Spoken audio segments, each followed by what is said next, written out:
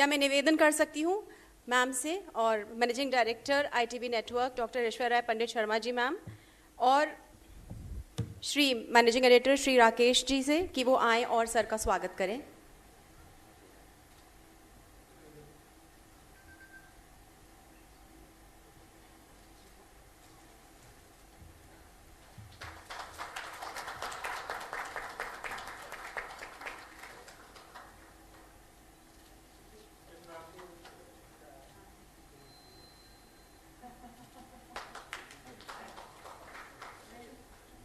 Session के लिए आमंत्रित करेंगे मदन राठौड़ जी को कि वो सेशन के लिए वो मंच पर विराजें और हमारे जो साथी एंकर हैं पराग वो भी मंच पर आए।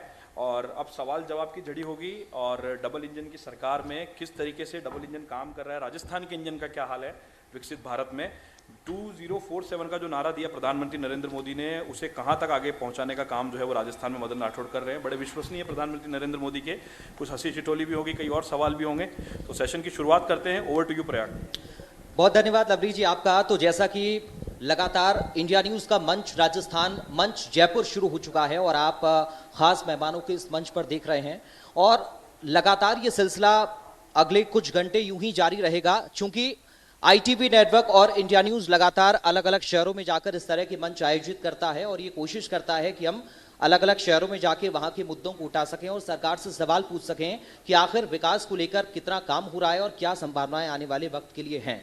और इस खास सत्र में हमारे साथ मदन राठौड़ जी मौजूद हैं, जो भारतीय जनता पार्टी के प्रदेश अध्यक्ष हैं। संगठन की सबसे बड़ी जिम्मेदारी उनके कंधों पर है, किस तरह से संगठन और सरकार के बीच में तालमेल बैठाकर प्रदेश के विकास को लेकर वो काम कर रहे हैं, उनसे हम समझने की कोशिश करेंगे। बहुत स्वागत है सर आपका। सबसे पहला मेरा सवाल, चूंकि आज की हमारी थीम है विकसित भारत और विकसित राजस्थान, 12 वर्ष मोदी सरकार को केंद्र में हो गए हैं और 2.5 वर्ष भजनलाल सरकार को प्रदेश में हो गए हैं। विकसित भारत में विकसित राजस्थान की भूमिका आप कैसे देख रहे हैं? संगठन और सरकार में किस तरह से तालमेल बिठा रहे हैं ताकि विकसित भारत के लिए राजस्थान का योगदान एक बड़ा हो?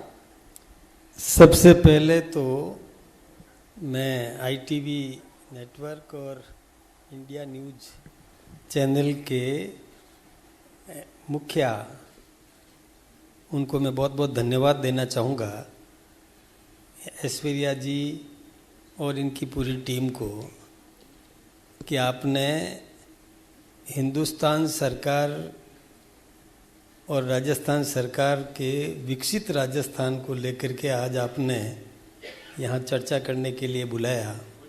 मैं आपका बहुत बहुत धन्यवाद ज्ञापित करूँगा, आभारी। ये बात आपने शुरू में बिल्कुल सही कही कि हम लोग प्रयास करते हैं कि हम ये विषय उठाएं, लेकिन आज आपने जो शुरुआत की है मैं आपका आभारी हूँ। धन्यवाद सर। लेकिन आपने जो सवाल किया कि संगठन और सरकार के बीच में समन्वय, देखिए राजस्थान के जो मुख्यमंत्री है सम्मानीय भजनलाल जी शर्मा, वो हमारी पार्टी के महामंत्री रहे लंबे समय तक, और मैं सोचता हूँ कि महामंत्री काल उनका जो निकला है बहुत लंबा, लगभग 13 वर्ष। तो संगठन का उनको अच्छा अनुभव है, पूरा ज्ञान है, और वही व्यक्ति सत्ता में आ गया जो संगठन की रीढ़ बन कर के, महामंत्री बन कर के राजस्थान के पूरे क्षेत्र में व्यापक संपर्क जिनका रहा, और उन्हें ही सत्ता मिल गई तो तालमेल की कोई कमी नहीं रहती।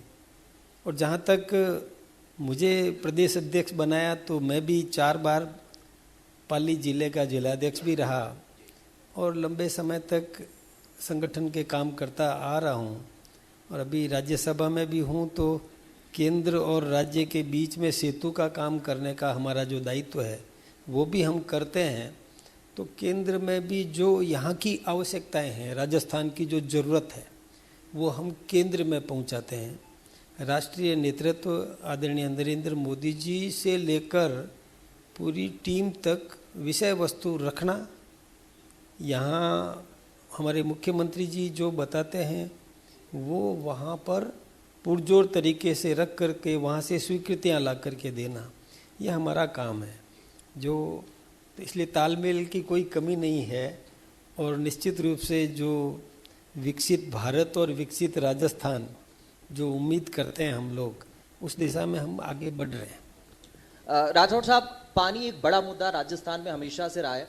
अभी हमने देखा दिल्ली में केंद्रीय गृह मंत्री अमित शाह जी, CR पाटिल जी की मौजूदगी में एक MOU हुआ है हरियाणा के साथ में यमुना के जल को लेकर। उसको हम कैसे देखें, क्योंकि उसमें नायब सिंह सैनी हरियाणा के मुख्यमंत्री रहे, भजन लाल जी मौजूद रहे राजस्थान के मुख्यमंत्री। आने वाले वक्त में ये जो समझौता है वो राजस्थान के लिए कितना महत्वपूर्ण है और कितना लाभ इससे होने वाला है? ये हम सब जानते हैं कि राजस्थान में पानी की बहुत कमी है, और यदि राजस्थान को पानी मिल जाए, किसान को पानी मिल जाए और पेयजल की व्यवस्थाएं हो जाए तो राजस्थान किसी से कम नहीं है। आदरणीय भजन लाल जी जब मुख्यमंत्री बने तो सबसे पहले पानी पर उन्होंने ध्यान दिया। जो हमारी लंबित योजना थी मध्य प्रदेश से राजस्थान को जो पानी मिलना चाहिए था, ERCP, जो पूर्व मुख्यमंत्री हमारी वसुंधरा राजे सिंधिया जी ने उठाया था, कांग्रेस की सरकार थी पिछली बार, उन्होंने कुछ भी नहीं किया।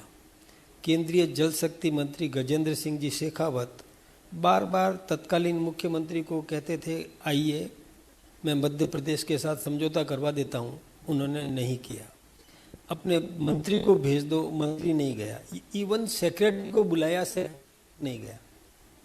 ये यस देने वाला था उसको लेकर, लेकिन जो ही भजन लाल जी मुख्यमंत्री बने सबसे पहले काम ये किया कि मध्य प्रदेश के मुख्यमंत्री, केंद्रीय जल शक्ति मंत्री और राजस्थान के भजन लाल जी ने बैठ करके MOU किया, और उसका शिलान्यास भी हमारे देश के प्रधानमंत्री आदरणीय नरेंद्र मोदी जी ने आकर के यहाँ किया, जिसका नाम हमने राजस्थान से रा, मध्य प्रदेश से म लेकर के राम जल सेतु का। इधर यमुना का जो मामला अटका हुआ था 1994 से, 1994 में तत्कालीन मुख्यमंत्री भैरव सिंह जी शेखावत साहब ने और MOU किया था, लेकिन हमने पैसा जमा करा दिया। हरियाणा ने नहर का निर्माण नहीं किया और वो पानी हमको नहीं मिल पाया। कई बार यहाँ बीजेपी की सरकार, हरियाणा में कांग्रेस, कभी हरियाणा में बीजेपी, यहाँ कांग्रेस, कई बार तीनों जगह कांग्रेस की सरकार, केंद्र में भी कांग्रेस, हरियाणा में भी कांग्रेस, राजस्थान में भी कांग्रेस, लेकिन फिर भी तत्कालीन कांग्रेस के जो मुख्यमंत्री थे उन्होंने इस दिशा में कोई काम नहीं किया। इसकी बड़ी वजह आप क्या मानते हैं? इसकी बड़ी वजह इच्छा शक्ति की कमी, दृढ़ इच्छा शक्ति नहीं थी। सोचते थे मिलेगा ही नहीं, क्यों मेहनत कर रहे हो, ये सोच करके वो चुपचाप बैठे रहे। लेकिन धन्यवाद देना चाहूँगा भजन लाल जी शर्मा को कि उन्होंने एकदम तत्परता दिखाई, मजबूती के साथ अपनी मांग रखी, और न केवल मांग मनवाई अपितु MOA कर दिया, एग्रीमेंट कर दिया, MOU को MOA करके, और अब वो धरातल पर आएगा, एग्रीमेंट हो गया। इससे हरियाणा को भी फायदा है, राजस्थान को भी फायदा है। हरियाणा को ये फायदा है कि हरियाणा में उस पानी को एकत्रित करने तैयार हो गया, क्योंकि अभी वो पानी बह करके समुद्र में जा रहा है। अब हरियाणा का समझौता हो गया, पैसा मिल गया हरियाणा को, तो वो वहाँ बांध बनाकर वितरिकाएँ करके वहाँ के किसानों को लाभान्वित करेगा। फिर वो पानी बहुत बड़ी मात्रा में, यानी हमारे अभी घनश्याम जी तिवारी ने दिया था कि 6 बिसलपुर डैम जितना पानी, कम पानी नहीं होता है, इतना पानी हमको मिलेगा राजस्थान को 3.7 मीटर की रेडियस की 3 पाइपलाइन से। तो मैंने कल मजाक में कहा था कि उसमें से ट्रक निकल के भी आ सकता है, इतना, यानी आपने कह दिया था अशोक गहलोत जी, डोटा सरा जी, टीकाराम जूली जी, इतनी बड़ी पाइपलाइन बन रही है, ट्रक लेकर जा सकते हैं। हाँ, मैंने ये अंदाज क्या था? वो तीनों नेता हैं, मैंने कहा कि वो कह रहे थे कितना पानी आएगा, बहुत कम पानी आएगा, वर्षा का पानी आएगा, अपर ये यमुना का पानी आएगा, ऐसे करके कुछ बोल रहे थे। तो मैंने कहा कि इतना पाइपलाइन ऐसी लगेगी कि उसमें आदरणीय गहलोत साहब, आदरणीय जूली साहब, आदरणीय डोटासरा जी उसमें ट्रक लेकर के यदि एक एक पाइप में से आ जाए, इतना, यानी एक वॉल्यूम, मतलब दिखाना था मुझे, तो इसलिए मैंने उनको ये बात कही। पानी मिलेगा, नर्मदा का पानी भी पूर्व मुख्यमंत्री वसुंधरा जी लेकर के आई सांचौर के सिल्लू पॉइंट तक, तब नरेंद्र भाई मोदी जी गुजरात के चीफ मिनिस्टर थे। उन्होंने किया, इतना बड़ा पानी, मतलब बड़ी मात्रा में पानी सांचौर के सिल्लू पॉइंट तक पहुंच रहा है, लेकिन हमारी सरकार चली गई। अब उन्होंने वितरण व्यवस्था नहीं करी। बड़ा दुर्भाग्यपूर्ण बात है कि उस पानी की जो वितरिकाएं तैयार होनी थी, किसानों को लाभान्वित करना था, वो नहीं किया तो पानी आ रहा था तो आनन फानन में किसानों ने पानी लेना शुरू कर दिया। जिसका जहां बस चला उसने पानी लेना शुरू कर दिया। अब पानी लेना शुरू कर दिया, अब हमारी सरकार आई बाद में, हमने उसको व्यवस्थित करने का कहा तो वो आंदोलन करने के लिए तैयार हो गए। यानी एक बार किसी ने पानी ले लिया और उससे वापस रोकोगे, व्यवस्थाएं बिगड़ेगी, आंदोलन होंगे, झगड़े होंगे। ये बहुत गलत काम किया उन्होंने, लेकिन उसको सुधारने के लिए अब हमने पानी की मात्रा बढ़ाने का काम किया है, ताकि उनको भी नहीं छेड़ा जा सके और जो व्यवस्थित रूप से जिसको पहुंचाना था पानी, जिनको लाभान्वित करना था, वो काम अब हम कर रहे हैं। इसी प्रकार से माही का पानी, वो हम ये जालोर बाड़मेर को हम देना चाहते हैं। पंजाब से हमारे पानी और जो लेना है वो पानी के लिए भी प्रयास कर रहे हैं। यानी अभी एक और बात मैं आपसे बताऊं कि हमारे केंद्र नेतृत्व ने पाकिस्तान का वो सिंधु नदी का पानी रोका, वो हमारा हक था। आप सब मीडिया के, लोकतंत्र के चौथे स्तंभ है आप सब अच्छी तरह से जानते हैं, हमारा हक था। सिंधु नदी का पानी हमारा हक, हिंदुस्तान का हक था।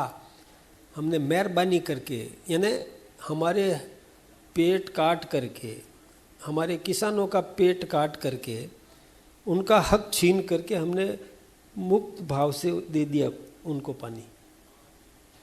बंटवारा नियमानुसार होना चाहिए, सही तरीके से होना चाहिए। लेकिन इधर जब प्रॉक्सी वार करे वो, तो फिर नरेंद्र मोदी जी ने तय किया कि हम ये पानी नहीं देंगे। वो पानी यदि रोक दिया तो हम वहाँ पर उस पानी का भी सही ढंग से वितरण करेंगे, तो सबसे ज़्यादा लाभ मिलेगा तो राजस्थान को मिलेगा।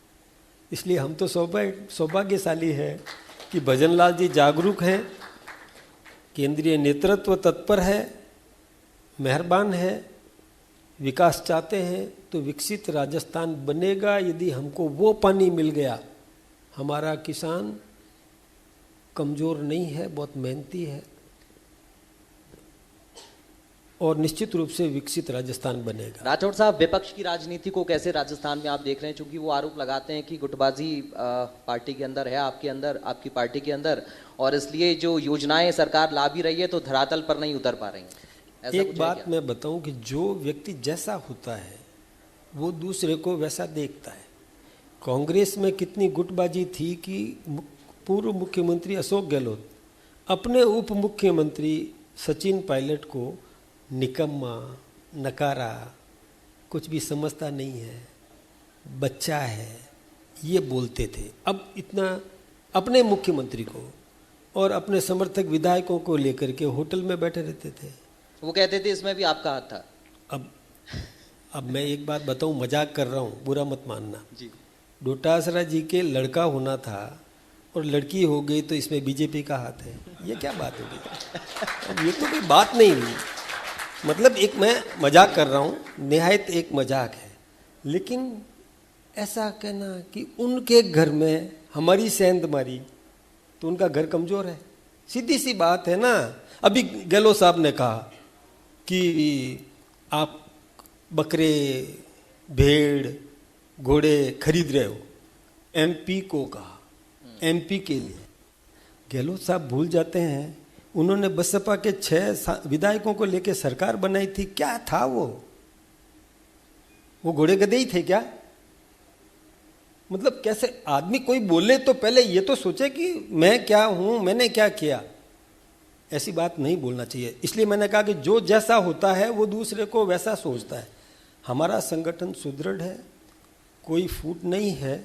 देखिए एक बात मैं आपसे कहूं कि कहीं छोटी मोटी कोई बात होती है, हक के लिए कोई संघर्ष करता है, मांग करता है, परिवार में भी बच्चे अपनी मांग के लिए भूख हड़ताल कर देते हैं कि मैं खाना ही नहीं खाऊंगा। परिवार में बच्चा अपनी मांग मनवाने के लिए कह देता है कि मैं आज अनशन, मतलब कुछ भी कर ले। तो परिवार के सदस्य होते हैं, लेकिन राष्ट्रीय चरित्र है, देश की हानि नहीं होने देंगे किसी भी कीमत पर, पार्टी को नुकसान नहीं पहुंचाएंगे, पार्टी के लिए सब एकजुट होकर के संगठित हैं। संस्कार की बात है, ये नीति है, सोच है, विचार है, दिशा तय है, नेशन फर्स्ट की भावना है। पार्टी बाद में है और व्यक्ति तो लास्ट में है, ये सोच का फर्क है। अच्छा, मैं थोड़ा सा युवाओं को लेकर और एजुकेशन सेक्टर को लेकर आपसे समझना चाह रहा हूँ। अभी हाल ही में नीट पेपर को लेकर बहुत बवाल हुआ। राजस्थान की जब हम बात करते हैं तो कोटा का जिक्र एजुकेशन सेक्टर में होता है, यहाँ पर भी छात्रों की आत्महत्याओं के मामले हम सुनते हैं।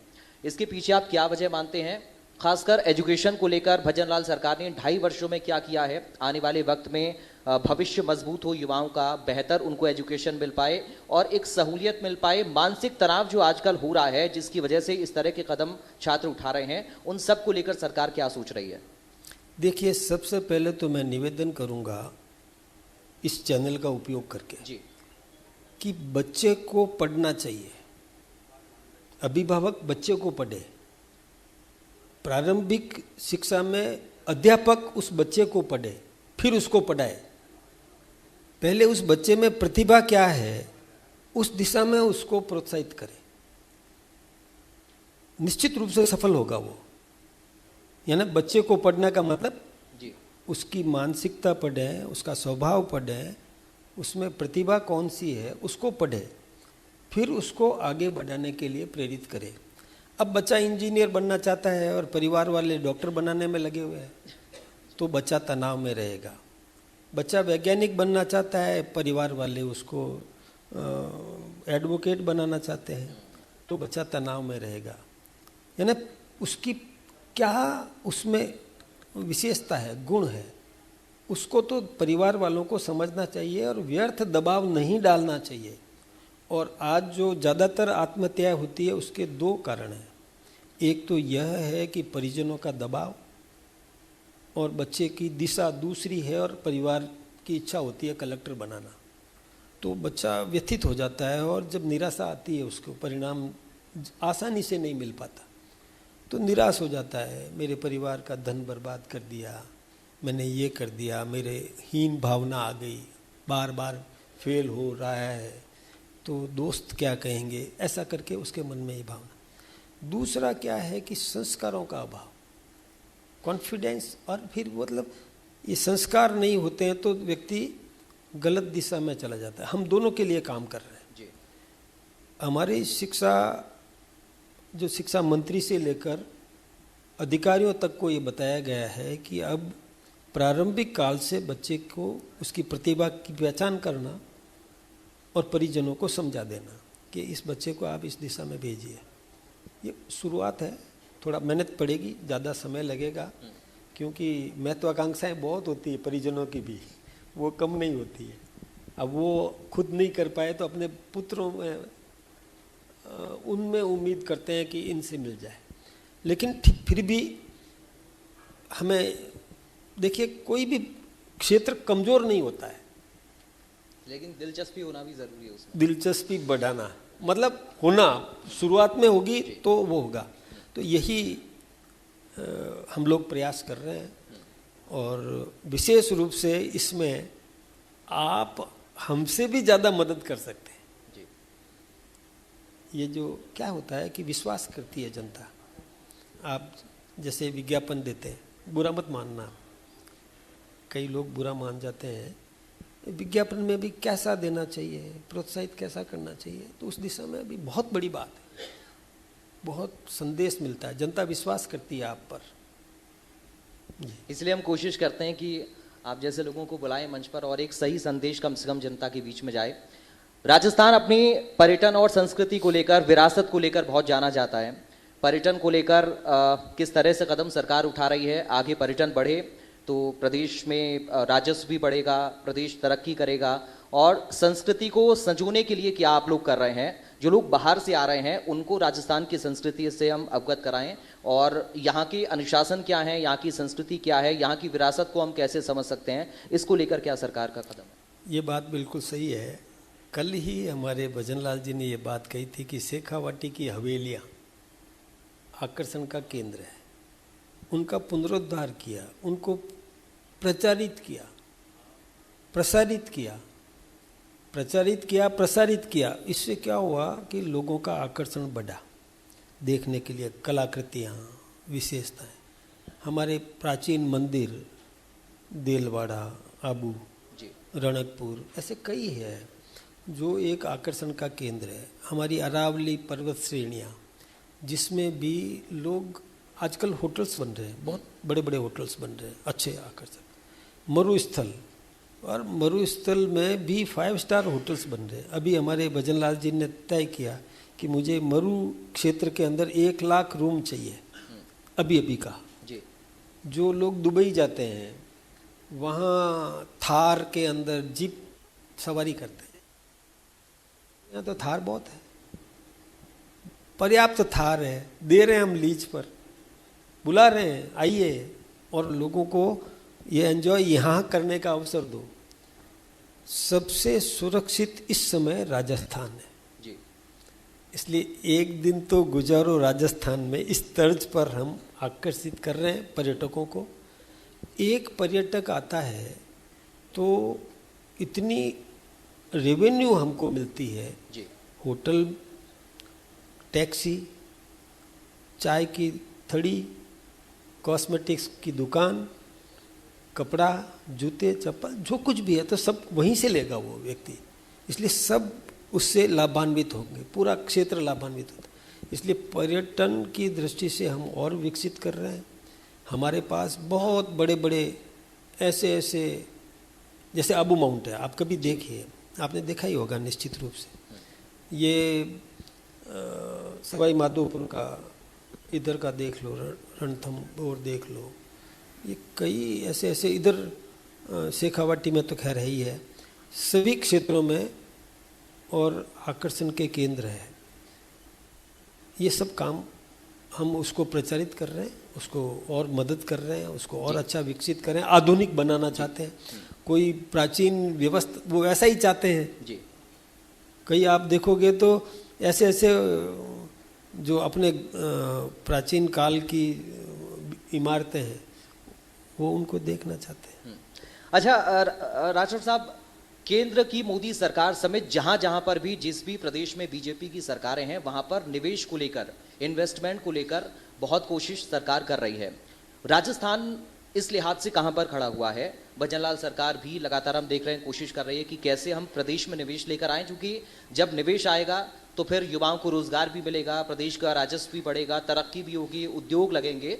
तो इस दिशा में क्या कदम सरकार के हैं? इन 2.5 सालों में कितनी उपलब्धि आप लोग को मिल पाई? क्योंकि अक्सर इस तरह का आरोप विपक्ष का रहता है कि आप एमओयू तो बहुत बड़े बड़े करते हैं, लेकिन धरातल पर वो कितना उतर पा रहा है, ये भी जरूरी है। ये भी मैं फिर कहूँगा आपसे कि जो जैसा होता है वैसा सोचता है जी। ये निवेशकों को आकर्षित करने का काम अशोक गहलोत जी ने भी किया, सभी सरकारें करती है, वो धरातल पर उतरती नहीं है। उसका कारण है एक तो अस्थिर सरकार जी। तो निवेशक सोचता है किसके भरोसे जाऊं, वो कब इधर से उधर हो जाए, कब डामाडोल हो जाए। एक दूसरा, उसको चाहिए बिजली, पानी, उद्योगपति को तो चाहिए बिजली, तो चाहिए ही चाहिए। तो निवेशक सोचता है कि मैं यहाँ तो बिजली नहीं है राजस्थान में, तो यहाँ जाके मैं क्या करूँगा। तो वो निवेशक आए नहीं। एमओयू हुआ, इच्छा है उनमें कि राजस्थान में संभावनाएं हैं तो राजस्थान में आना चाहता हूँ, लेकिन एमओयू करने के बाद वो आता नहीं है, क्योंकि बिजली नहीं, पानी नहीं, और ज़मीन के लिए मांग करे तो जूते घिस जाएं, वो चक्कर काटते काटते उसको ज़मीन भी नहीं दिखाते।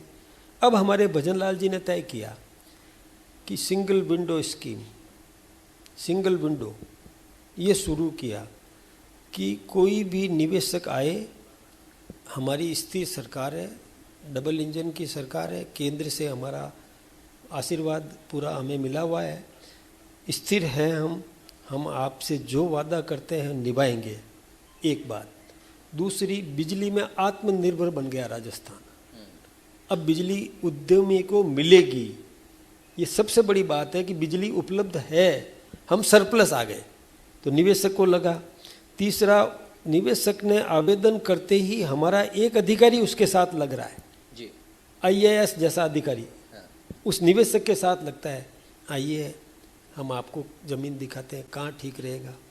वो ज़मीन दिखाता है, आपको कितने किलोवाट का कनेक्शन चाहिए बिजली का, ये रहा फॉर्म, दस्तखत कर दो। आपको पानी चाहिए, क्या चाहिए, raw material, having availability of the raw material, तो वो कहाँ है, तो वो एकदम से वहाँ ले जा करके दिखा देगा। ऐसे ही यानी हम उत्सुक हैं। फिर हम उसको बताते हैं कि यहाँ का जो मजदूर है वो अपना मंदिर मान के उद्योग को पनपाएगा, क्योंकि उसको ज़रूरत है, उसको रोजगार चाहिए, उसको प्रॉस्पेरिटी चाहिए। मतलब इसके लिए वो चाहता है कि ये उद्योग पनपेगा तो मैं पनपूंगा, तो मन से काम करता है, केवल ड्यूटी निभाना नहीं करता, मन से कि ठीक करूं, मैं सही करूं। यानी यहाँ का मजदूर, उसकी जिज्ञासा है जी, उसकी आवश्यकता है, उत्कंठा है, वो करना चाहता है। स्किल्ड, सेमी स्किल्ड, अनस्किल्ड सब टाइप के लेबर्स यहाँ अवेलेबल है। स्किल डेवलपमेंट के लिए भी प्रयास कर रहे हैं। अब मैं एक आपको छोटा सा दृष्टांत दूँ। जी, भजन लाल जी गए थे निवेशकों को आकर्षित करने के लिए विदेश में, तो जब वो वहाँ गए जर्मनी, तो वहाँ ऐसा लगा उनको कि यहाँ मज़दूरों की कमी है, यहाँ पर मैन पावर की कमी है।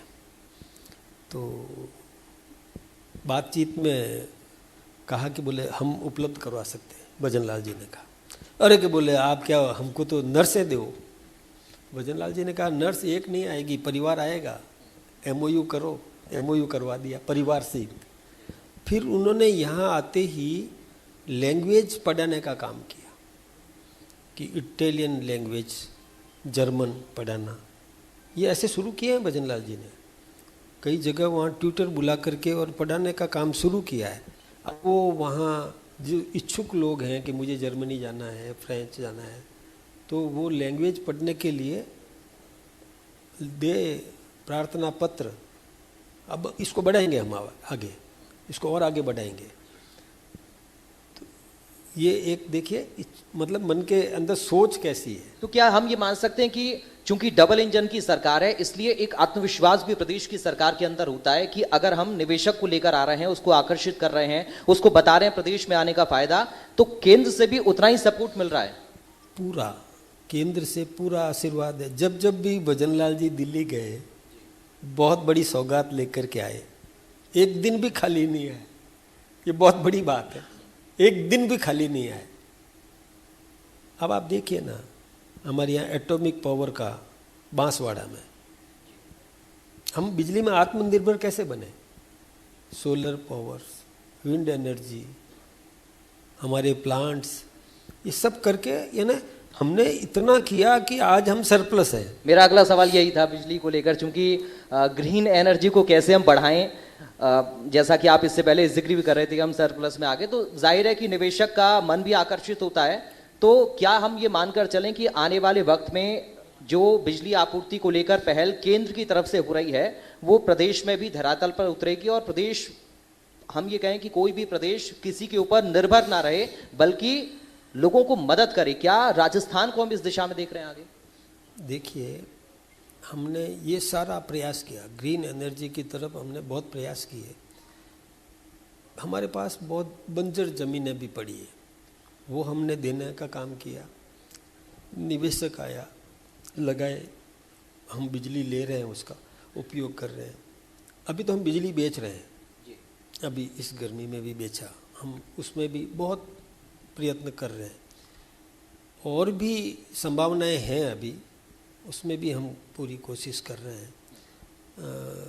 जो उद्योग को जितनी चाहिए हम पूरी दे रहे हैं। किसान में भी देखिए, हम कई ज़िलों में लगभग 17-18 जिलों में तो दिन में भी बिजली देने का काम कर दिया, यानी सरप्लस है तो दे रहे हैं। और जगह भी हमारे थोड़ा इंफ्रास्ट्रक्चर्स डेवलप हो जाए तो हम स्टोरेज वगैरह सब प्रकार से तो हम वो भी करने लगेंगे। इस मामले में भी हम प्रयत्नशील हैं और करना चाहते हैं, हम करेंगे। राठौड़ साहब, एक बहुत महत्वपूर्ण प्रश्न है, यूनिफॉर्म सिविल कोड, इस दिशा में यूसीसी, इस दिशा में क्या भजनलाल सरकार का मानना है, क्या सोच है?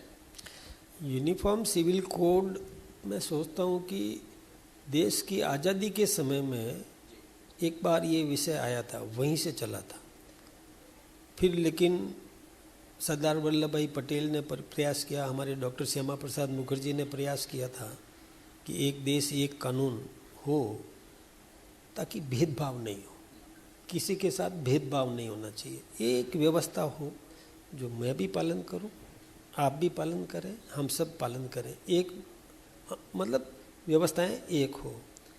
लेकिन तुष्टीकरण हुआ या और किसी भी कारण से सरकारें कर नहीं पाई।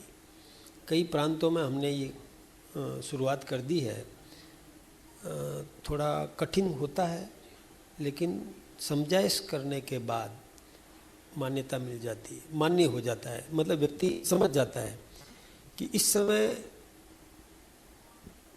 डेवलप होना है, विकसित होना है, तो सबको न्याय मिले, समान न्याय मिले। और इस दिशा में हमने भी अध्ययन करवाया है, तैयारी कर ली है। हम यहाँ पर यूसीसी का बिल लाएंगे, फिर केंद्र भी लाएगा। महिलाओं की राजनीति में भागीदारी बढ़े, इसके लिए मोदी सरकार नारी शक्ति वंदन अधिनियम लेकर आई। 2023 में ये बिल पास भी हुआ देश की संसद से, विपक्ष ने आपका साथ भी दिया। लेकिन अब जब कुछ बदलाव करके इसे लागू करने की बात आई और संसद में दोबारा से बिल आया इसका संशोधित, तो फिर विपक्ष का साथ आपको नहीं मिला है। अब इस बिल को हम कैसे देखें और विपक्ष की भूमिका को कैसे देखें? देखिए, सबसे पहले हमारे भैरव सिंह जी शेखावत ने राजस्थान में महिला आरक्षण शुरू किया था, फिर वसुंधरा जी ने इसको बढ़ाया। ये महिला केवल वोट देने वाली महिला ही नहीं बन जाए, न्याय कानून बनाने वाली महिला बने, यानी लॉ मेकर बने। इसके लिए महिला, आज देखिए महिला सभी मामलों में आगे है, सेना में भी चली गई, पायलट भी है, बाकी तो जजेज है, ये सब कुछ है। सभी नेता में भी नेतृत्व भी बहुत महिलाओं ने नेतृत्व करके दिखाया है, वो अपन सब जानते हैं। तो किसी भी मामले में पीछे नहीं है, तो उनको भी अवसर समान मिलना चाहिए, ये हमारी सोच रही है। तो हमने इसके लिए प्रयास किया, आरक्षण बिल तो लाए, लेकिन 2/3 मेजॉरिटी इसमें चाहिए। तो हम इसके लिए ये प्रयास कर रहे हैं कि समझाइश करें, आत्मा की आवाज़ पर लोग आगे आकर के सहयोग करने के लिए तैयार हों। मन में है उनके भी, लेकिन श्रेय इनको नहीं मिल जाए इस चक्कर में। तो क्या हम ये माने कि पश्चिम बंगाल में जो टीएमसी के लीडर हैं उनकी आत्मा की आवाज़ उन्होंने सुन ली है? अब देखिए, जागृति तो कभी भी आती है, जो ममता बनर्जी से बगावत कर रहे हैं। विवेक जागृत होता है, विवेक कभी कभी विवेक जागृत कभी समझ के आधार पर होगा। विवेक उसको लगेगा कि ये काम ठीक कर रहे हैं। मैं आपसे एक निवेदन करूं, कई लोग किसी मोहवश कहीं बंधे होते हैं, कई लोग दुश्मनी के कारण से दूसरे खेमे में चले जाते हैं, कई लोग दोस्ती के कारण से चले जाते हैं, लेकिन जब उनका विवेक जागृत होता है तो सही दिशा में आते हैं। इसलिए विवेक जागृत हो, इसको बुरा मानना नहीं चाहिए। अब उनके मन में आया कि नहीं, हमको देश का विकास है, अब क्षेत्रीय पार्टी में है, अब क्षेत्रीय पार्टी उस क्षेत्र तक सोच, उसकी सोच इतनी है कि इस क्षेत्र तक आगे क्या करना देश के लिए। तो जहाँ संसदीय प्रणाली है तो वहाँ व्यक्ति सोचता है कि देश को आगे बढ़ाना है, देश को समृद्ध करना है, फिर दुनिया की सोच भी बढ़ेगी, आगे जाकर के ये भी आएगी। तो अभी स्थानीय निकाय तक सीमित है, फिर उसकी सोच बढ़ेगी तो स्टेट वाइज होगी, फिर उसकी नेशन वाइज।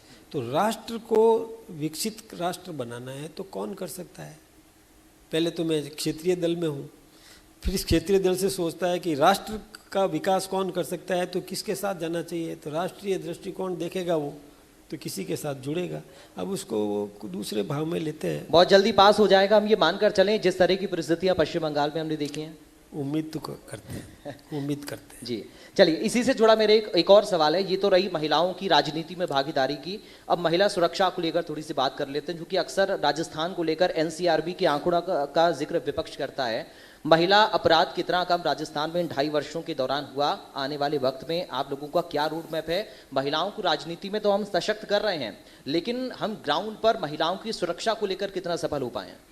एक हमने सखी एक व्यवस्था दी है, जो सखी का मतलब है कोई भी महिला को जब जरूरत पड़े नंबर दिया है, वो नंबर करते ही तत्काल उसको सहायता उपलब्ध होगी। सखी का मतलब है कि सहेली, मतलब वो ऐसा कि तुम्हें जब जरूरत पड़े किसी भी प्रकार की, हम तत्पर हैं। हमने महिला पुलिसकर्मी को स्कूटी दी, यहाँ स्कूटी, अच्छी स्कूटी दी। हमने पुलिस को बोलेरो दिया, नई गाड़ियाँ दी, साधन संपन्न कराया उनको, मतलब सारी एक मतलब आजकल की आवश्यकता के अनुरूप उनको शिक्षित करने का काम किया। कैसा उनको, किस साइबर क्राइम्स होते हैं तो क्या करना, ऐसे क्राइम्स होते हैं तो क्या करना, उसको प्रशिक्षण देने का काम किया, चाक चौबंद किया, सुदृढ़ किया। आपको मैं विश्वासपूर्वक कह सकता हूँ कि एक भी अपराधी बचा हुआ नहीं है। अपराध हुआ, तत्काल गिरफ्तारी हुई। अपराध नहीं होना चाहिए, अपराध होना अच्छी बात नहीं है। बहुत चिंता होती है कि अपराध कम हो, इसके लिए प्रयास कर रहे हैं, लेकिन अपराधी को तत्काल गिरफ्तार करके उसको सजा दिलाना, उसके पीछे भी केस ऑफिसर स्कीम लगाना, केस ऑफिसर स्कीम कि एक कोई केस हुआ तो उसके पीछे अधिकारी लगा दिया, जो अधिकारी पेशियों तक जाएगा, हर पेशी पर वहाँ मौजूद रहेगा, गवाहों के बयान हो जाए, ये सुनिश्चित कराएगा और उसको दंडित करवाएगा, तब जाके अपराध पर अंकुश लगेगा। और अपराधों पर कठोर दंड का प्रावधान। हम शरिया कानून तो नहीं लगाना चाहते, लेकिन दंड कठोर होना चाहिए। ठीक है। एक और महत्वपूर्ण सेक्टर है हेल्थ सेक्टर। चूंकि मूलभूत सुविधाओं में शामिल स्वास्थ्य एक बहुत ज़रूरी एक ऐसी सुविधा सहूलियत हम कहें कि आम जनता को मिलनी चाहिए कि अगर कोई व्यक्ति जो आर्थिक रूप से कमज़ोर है उसको सही इलाज मिल पाए और समय पर इलाज मिल पाए। ये प्राथमिकता क्या सरकार की है? स्वास्थ्य के क्षेत्र में आप कैसे देख रहे हैं? या फिर हम आयुष्मान जो योजना केंद्र की है, प्रदेश में इसका इम्प्लीमेंटेशन कैसे हो रहा है? प्रदेश का इसमें योगदान क्या है, या प्रदेश की स्कीम क्या है इसको लेकर? सबसे पहले तो मैं आपसे बताऊं कि हमने योग को प्रचारित किया, योग जी, और दुनिया के 180 देशों ने योग को अपनाया। तो पहले से ही ये सुरक्षित रहे, स्वस्थ रहे, योग करो, ये प्रेरणा देने का काम किया, ये हमारे देश ने किया। आदरणीय मोदी जी ने इसको और प्रसारित किया, जोरदार फैलाया। तो 180 देशों ने ये 21 जून आया था, अभी 21 जून को योग दिवस के रूप में। सबसे पहला तो ये कि स्वस्थ रहोगे तो इलाज की भी ज़रूरत नहीं है। फिर देखिए, पहले हमारी वसुंधरा जी ने भामाशाह योजना शुरू की है राजस्थान में जी, उसमें इलाज निःशुल्क हो सकता है, ये व्यवस्था दी। अभी आयुष्मान भारत ये हमारे देश के प्रधानमंत्री जी ने दिया, तो उसका लाभ व्यक्ति को मिल रहा है। इसके अलावा भी यानी अभी सबको इलाज सुनिश्चित करवा रहे हैं। राजस्थान में भी ये इसका लाभ जनता को मिल रहा है। हम इसको और मजबूत करना चाहते हैं, इसको और ठीक करें। देखिए, दवाओं को सस्ता करने का काम किया जी। पहले कोई भी दवा, जैसे पेस मेकर बहुत महंगा था। पहले ये जो मतलब इंजेक्शन आते हैं हार्ट के या और भी किसी प्रकार के, उसके अंदर मतलब यानी हर चीज को हमने सस्ता करने का काम किया, दवाओं को सस्ता करने का काम किया। सारी प्रधानमंत्री जेनेरिक दवाइयों को लेकर अक्सर जैविक दवाओं को भी और जन औषधि केंद्र की भी, हाँ जन औषधि केंद्र भी हमने चालू किए, लेकिन दवा कंपनियों को पाबंद किया जी कि कीमतें कम करो। ये कम बात नहीं है, हाँ, उनको पाबंद किया हाँ। और दवाएं सस्ती की, आम आदमी को मिल जाए ये व्यवस्था भी सुनिश्चित की। चाहे राज्य सरकारें हो या केंद्र सरकार हो, पूरे हिंदुस्तान में बिना भेदभाव के हमने ये काम किया। अक्सर हमने देखा है राजस्थान में सरकारें बदलती हैं, रिपीट नहीं होती हैं, तो क्या हम ये माने कि ये 2.5 वर्ष और आने वाले 2.5 वर्ष ये मिलाकर जब 5 वर्ष का कार्यकाल पूरा होगा बीजेपी सरकार का, तो एक नई सोच जनता के मन में उपजेगी और जनता ये उम्मीद करेगी कि अगर हम दोबारा इस सरकार को मौका देते हैं तो कुछ और बेहतर हो जाएगा, या फिर ये रिवायत ऐसे ही चलती रहेगी सरकार बदलने वाली? देखिए, नरेंद्र भाई मोदी जी और लगातार तीसरी बार देश के प्रधानमंत्री बने। गुजरात में 6 बार, मैं सोचता हूँ 7वीं बार, यानी लगातार हमारी सरकार रिपीट हो रही है। ये सब क्यों हो रही है?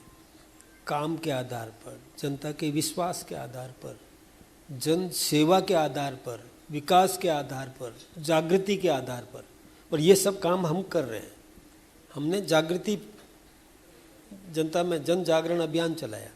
हम जनता को बता रहे हैं कि हो क्या रहा है, क्या होना चाहिए, किस दिशा में बढ़ रहे हैं, कौन कर रहा है, कौन धोखा दे रहा है, कौन विकास कर रहा है। हमने कंपटीशन भी, सेवा को कंपटीशन देने का काम किया कि मैं भी सेवा करूं, विरोधी भी सेवा करे, मैं ज़्यादा सेवा करूं, मेरा विरोधी मेरे से ज़्यादा सेवा करे। यानी हमने ये कंपटीशन इस प्रकार का पैदा करने का प्रयास किया। जनता समझ रही है कि सेवा कौन कर रहा है, विकास कौन कर रहा है, हमको मजबूत कौन कर रहा है, हमारे बच्चों को सुरक्षा कौन प्रदान कर रहा है, इलाज कौन दे रहा है, सड़कें कौन बना रहा है, रेलवे की सुविधाएं कौन दे रहा है, आवागमन सुलभ हो जाए, अच्छी शिक्षा कैसे मिल जाए, रोजगार लोगों को मिल रहा है, नौकरियां कौन दे रहा है, पेपर लीक नहीं होने दे रहा है, बच्चों के भविष्य को खिलवाड़ नहीं होने दे रहा है, अपराधों पर अंकुश कैसे लगाया है, कानून व्यवस्थाएं सुनिश्चित कैसे हो सकती है, जल न्याय प्रणाली को सुदृढ़ करने का काम कौन कर सकता है। यानी सभी दिशाओं में हमने प्रत्येक क्षेत्र के अंदर यानी जागृति पैदा करने का काम किया, जनता में विश्वास कायम हुआ। अब ये 5 साल बनाम 5 साल नहीं होगा। अब जनता ये करेगी, सोचेगी कि हमारे बच्चों का भविष्य सुरक्षित करना है, हमें केवल छोटे हितों को ध्यान में नहीं रखना है, बड़े हित होते हैं। देश समृद्ध होगा तो हम भी समृद्ध होंगे, राज्य मजबूत होगा तो हम भी मजबूत होंगे, हमारे परिवार को भी समृद्धि मिलेगी। ये सब काम है, सुरक्षा पहले है। ये सब चीज़ें सोच करके जन जागरण होने पर व्यक्ति फिर रिपीट करेगा सरकार। राठौर साहब कहते हैं कि लोकतंत्र मजबूत तभी होता है जब विपक्ष भी मजबूत होता है, तो क्या आप राजस्थान के विपक्ष को मजबूत देख रहे हैं? और अभी अशोक गहलोत जी का एक बयान आया था, वो कह रहे थे कि जब उनको राष्ट्रीय अध्यक्ष बनाने की बात हो रही थी तो वो तो तैयार थे, उनके साथ साजिश हुई या पीछे जो चीज़ें हुई वो लोग नहीं जानते हैं, लेकिन उस समय उनके इस तरह के बयान तैर रहे थे कि वो नहीं जाना चाहते हैं, वो राजस्थान को छोड़ना नहीं चाहते हैं। तो क्या उनकी भूमिका आप राष्ट्रीय राजनीति में देख रहे हैं? क्योंकि आप भी प्रदेश का संगठन संभाल रहे हैं भारतीय जनता पार्टी के अंदर, तो कांग्रेस के संगठन को आप कैसे देख रहे हैं? क्या कुछ बदलाव होने जा रहा है वहां पर भी, और वो बदलाव क्या आपके लिए कुछ लाभकारी या हानिकारक साबित हो सकता है? आपके ऊपर क्या उसका प्रभाव पड़ेगा? राजस्थान की राजनीति के ऊपर उसका क्या प्रभाव पड़ेगा? सबसे पहले तो मैं ये आपसे बताऊं, आपने लोकतंत्र की सफलता के लिए विपक्ष मजबूत की बात कही।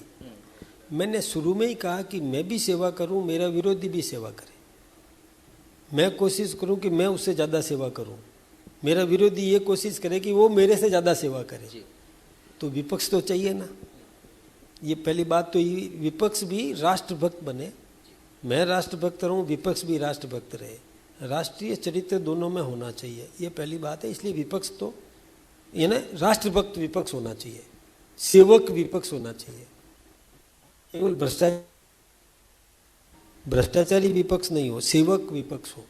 दूसरी बात यह है कि राष्ट्रीय परिप्रेक्ष्य में भी यदि हम सोचें तो ये जरूरी है कि हम और केवल भावनाएं ऐसी पैदा करें कि व्यक्ति के अंदर संस्कार इस प्रकार के दें कि वो नेशन फर्स्ट की भावना लेकर के चलेगा तो सभी समस्याओं का समाधान हो जाएगा। ऐसे ही अशोक गहलोत जी जो कांग्रेस के राष्ट्रीय अध्यक्ष इन वेटिंग, मैंने एक शब्द प्रयोग किया था इन वेटिंग, वो उन्होंने खुद ने कहा कि मैं राष्ट्रीय अध्यक्ष बनने वाला था लेकिन ये नकारा निकम्मा बीच में आ गया और मेरे ये गड़बड़ कर दी। वो सचिन जी के लिए कह रहे थे। अब ये तो खैर ये उनके परिवार का मामला है, वो कहाँ जाए क्या करे वो सोचे। लेकिन मेरा ये कहना है कि हमको अशोक गहलोत जी भी ठीक लगते हैं और राहुल जी भी ठीक लगते हैं। राहुल जी जैसा चल रहे हैं वैसे चलते रहे, जैसा कर रहे हैं वो करते रहे, हमको तो ठीक ही लग रहा है। फायदेमंद हो जाते हैं क्या? नहीं, वो अब ये तो उनकी सोच है, लेकिन आजकल शब्दावली बहुत बिगड़ गई है, मुझे इसकी चिंता जरूर है। अभी डोटासरा जी कल बोल रहे थे, देखिए मैं सोचता हूँ कि ऑडियंस इतने बड़े, ऑडियंस नहीं सॉरी, ये मीडिया जगत के इतने महानुभाव विराजमान हैं, क्या हो रहा है, राजनीति किस दिशा में जा रही है? गडकरी जी के लिए क्या बोल दिया, कैसे शब्द प्रयोग किए, मैं दोहरा नहीं सकता हूँ, मतलब इतनी शर्म आती है। ऐसा कैसे बोल दिया, किसी के नाम को बिगाड़ करके आप बोल रहे हो, खाल उधेड़ दूंगा। मुख्यमंत्री जी के लिए बोला कल, खाल उधेड़ दूंगा। अरे गुंडे बन रहे हो भाई, गुंडागर्दी से क्या, वो किस जमाने की बात कर रहे हो? ये लोकतंत्र है, दादागिरी नहीं है, खाल उधेड़ने की बात क्यों करते हो? चलिए मैं आखिर में एक संदेश चाहूंगा। इंडिया न्यूज के मंच जयपुर के इस जो स्लोगन हमने दिया है, विकसित भारत और विकसित राजस्थान, इसके जरिए आप क्या प्रदेश की जनता को एक संदेश अब देना चाहेंगे इस मंच के माध्यम से, राजस्थान की राजनीति को लेकर, राजस्थान के विकास को लेकर? राजस्थान की राजनीति में शुद्धिकरण होना चाहिए। इसके लिए जनता से मैं यही प्रार्थना करूंगा, यही प्रार्थना है मेरी कि जो अराष्ट्रीय गतिविधि करता है उसका तिरस्कार करना चाहिए, मुखर होकर बोलना चाहिए, सेवा करने वाले को प्रोत्साहित करना चाहिए। समाज में एक थोड़ा सा समय लूँगा, 1 मिनट आपसे। बुद्धिजीवी वर्ग विराजमान है, बुद्धिजीवी का कर्तव्य है कि जो नादान है उसको भी बुद्धिजीवी बनाओ, उसमें भी वही सोच पैदा करो जो आपके मन में है, नहीं तो वो बैलेंस कर देगा। आज मैं बीजेपी का प्रदेश अध्यक्ष हूँ, मैं एक वोट देता हूँ और एक नादान जिसको कुछ नहीं पता है कि देश में क्या होना चाहिए क्या नहीं होना चाहिए, और वो कहीं भी